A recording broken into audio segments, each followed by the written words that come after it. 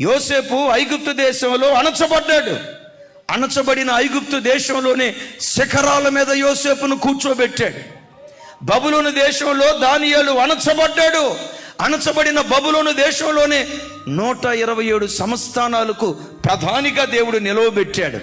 అన్నలు యోసేపును అణచాలని ప్రయత్నం చేశారు. అణచాలని ప్రయత్నం చేసిన అన్నల ఎదుటే మహారాజులాగా యోసేపు నిలవబెట్టాడు. సంఘమా, యోసేపు దేవుడే నీ దేవుడు, దానియేలు దేవుడే నీ దేవుడు, దావీదు దేవుడే నీ దేవుడు. విశ్వసించు. ఏ స్థలములో గతంలో నువ్వు అణచబడ్డావో, అయ్యా 21 రోజు ఉపవాస ప్రార్థనలో ప్రార్థన చేశానయ్యా, దేవుడు దేవుడు దేవుడు అని నేను నమ్మకంగా పరిగెత్తుతూ వచ్చానయ్యా. ఆశించినంతగా దేవుడు నా పిల్లలను నా కుటుంబాన్ని లేవనెత్తలేదయ్యని ఒక తెలియని దుఃఖం, బాధ నీ గుండెల్లో ఒక మూలన గూడు కట్టుకొని ఉంటే ఈ వాక్యాన్ని పట్టుకో. అణచబడిన చోటే రాగల సంవత్సరం దేవుడు నిన్ను ఆశీర్వదించబోతున్నాడు.